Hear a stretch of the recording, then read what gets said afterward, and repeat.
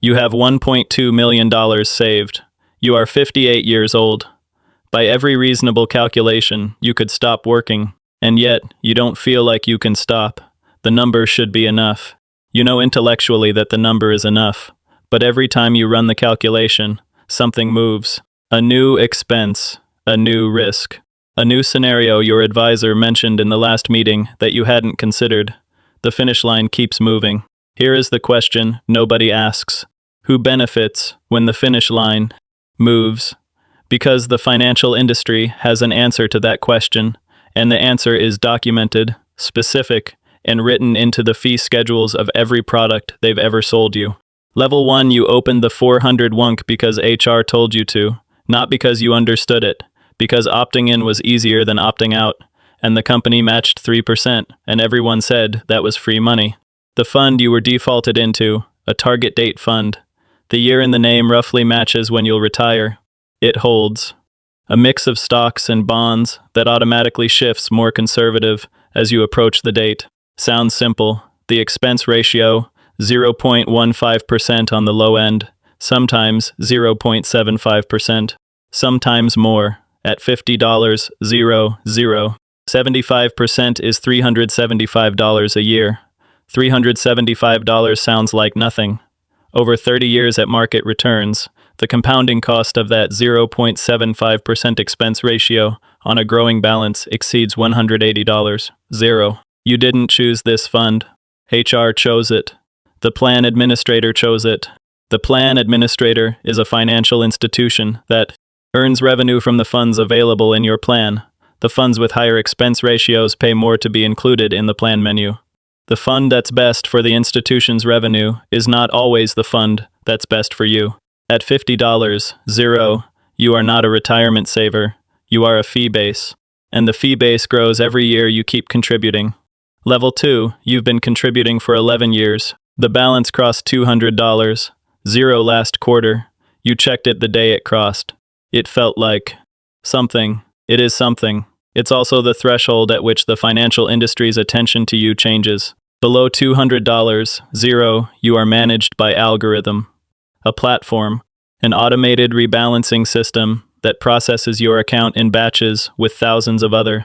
Above $200, you start receiving offers, not from a machine, from a person, a financial advisor, a wealth manager, a relationship professional who wants to review your retirement strategy. They call this a complimentary consultation. It is not complimentary. The advisor earns a commission or a fee. The fee is often 1% of assets under management annually.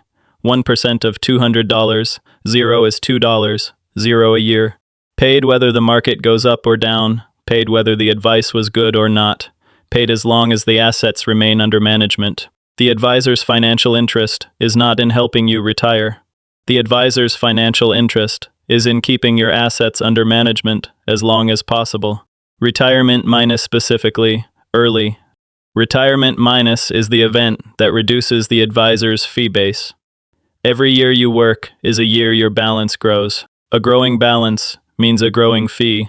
The advisor who tells you that you could retire now, minus that the number is enough. Minus is the advisor whose revenue decreases the moment you believe him.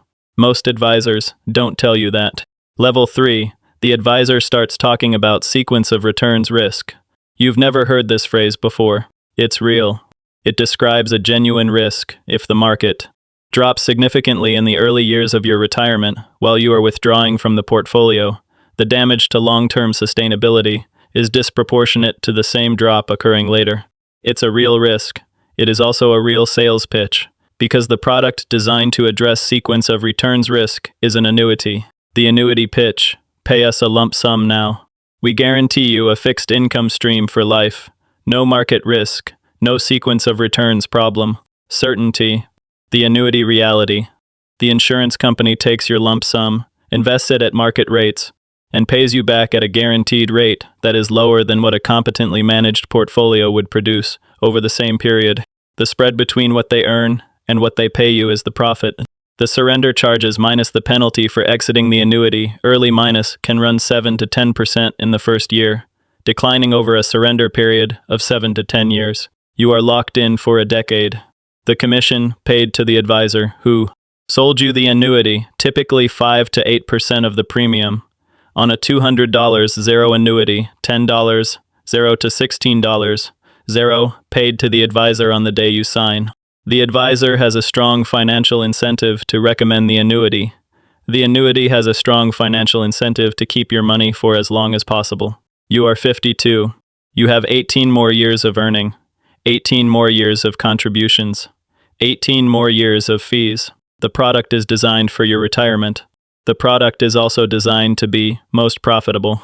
When your retirement is still far away, level 4, you have a new advisor now, not because the old one was bad, because you crossed a threshold.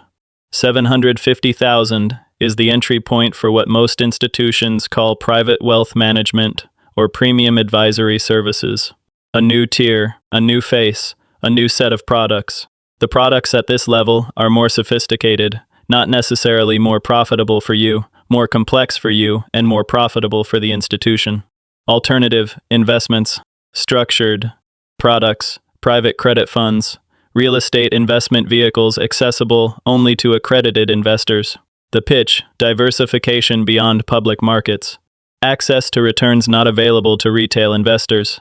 The reality, these products carry higher fees, lower liquidity, and longer lockup periods than their public market equivalents.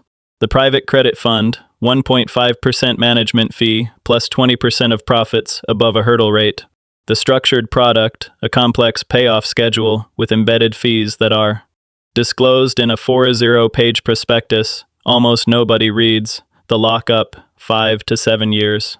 Your capital is committed, illiquid.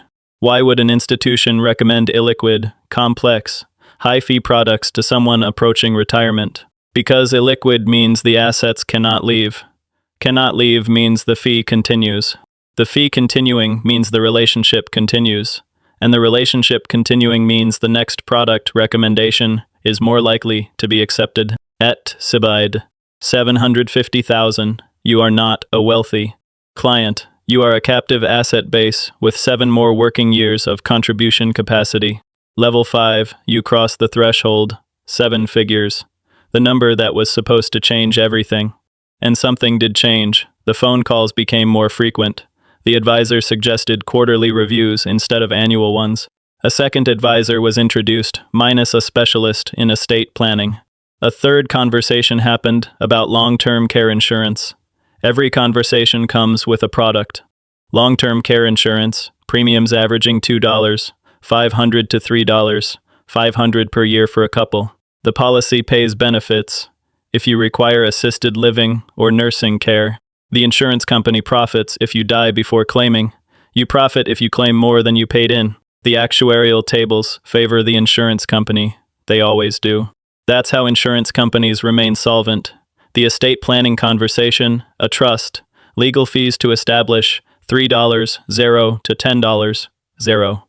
Annual trustee fees, if the trust is administered by the financial institution, 0.5 to 1% of trust assets annually. On a $1 million trust, $5, 0 to $10, 0 a year, every year, until the trust is dissolved. The institution manages the trust. The trust holds the assets. The assets generate the fee. The fee continues, as long as the assets remain, which is, ideally, forever. Here is the thing about Tutti Dewan. 1 million, by the 4% rule, minus the standard financial planning guideline, for sustainable retirement withdrawals, minus Dowan B. 1 million generates $40, 0 a year indefinitely. $40, 0 a year, adjusted for inflation, is above the median U.S. household income. The math says you can stop. The advisor does not say you can stop. The advisor says, at your age, with your expenses, with the volatility in current markets, with sequence of returns risk, with long-term care costs, with your estate planning needs, minus, you should consider working a few more years. You consider it. You work a few more years. The balance grows. The fees grow. The finish line moves. Level 6, the conversation changes again, not the product, the framing. At $2 million, the advisor stops talking about whether you can retire. He starts talking about legacy. Legacy is a powerful reframe.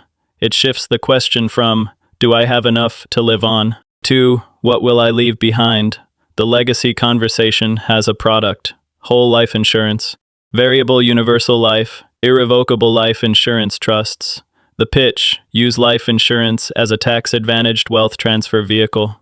The death benefit passes to heirs tax-free. The cash value grows tax-deferred. The policy is a financial planning tool, not just insurance. The reality: whole life insurance has the highest commission structure of any financial product in the retail market. Commissions typically run 50 to 100% of the first year's premium. On a T, $20,000 annual premium, $10, $0 to $20, $0 to the advisor in year 1. The policy requires ongoing premiums for decades. Each year of premiums, more commission. The product is designed for wealth transfer. The product also requires that you remain earning, contributing, and paying premiums for as long as possible to maximize the death benefit and minimize the risk of the policy lapsing. A policy that lapses minus because you stopped working and could no longer afford the premiums. Minus is a policy that generated years of commissions and delivered no benefit. The insurance company keeps the premiums. The advisor keeps the commissions. You lose the coverage. At Tyvendaithachen. 2 million. The financial industry is not planning your retirement, it is planning your estate. And an estate, unlike a retirement, has no finish line. Level 7, the products disappear.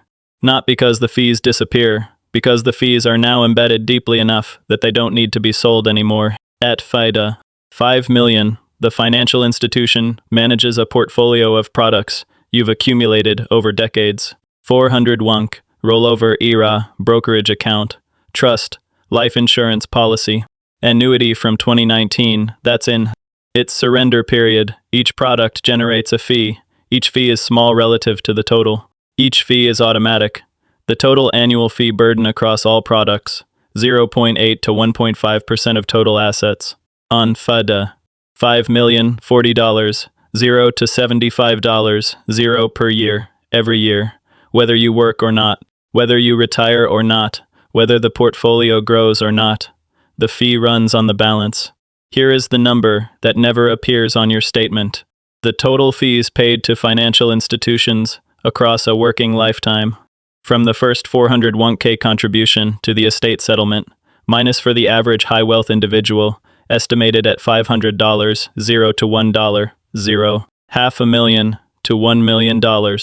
Paid to institutions whose primary interest in your retirement is that it happens slowly with maximum assets under management for as long as possible. And, at 7 day, 5 million, the institution has achieved something remarkable. It has made itself permanent.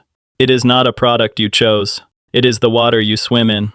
The fee runs whether you notice it or not. The advisor calls quarterly. The statements arrive. The balance grows or falls, depending on the market. And somewhere in the arithmetic minus in the expense ratios, and the management fees, and the surrender charges and the insurance premiums, and the trust administration fees, minus somewhere in all of that is answer to the question you asked at 58. Why don't I feel like I can stop? Because you are worth more to this system working than retired. Not much more. Just enough. Just enough that every product, every conversation, every quarterly call is calibrated, minus not consciously, not maliciously, but systematically minus toward keeping you in the game one more year. The game is more profitable with you still playing. You have $1.2 million saved. You are 58 years old. The advisor says, not yet. Consider sequence of returns risk. Consider long-term care costs. Consider the estate planning conversation we haven't finished. Consider the current market environment. You consider it, the advisor's fee this year, $12, $0. Next year, if you keep working and the balance grows, $13, $0. The year after, $14, $0. The math of your retirement is also the math of his revenue. These two calculations are running simultaneously. One of them is yours, one of them is not. The question was never whether you had enough. By the 4% rule, you had enough 3 years ago. The question was whether you understood whose calculation you were living inside. The finish line keeps moving. Now you know why.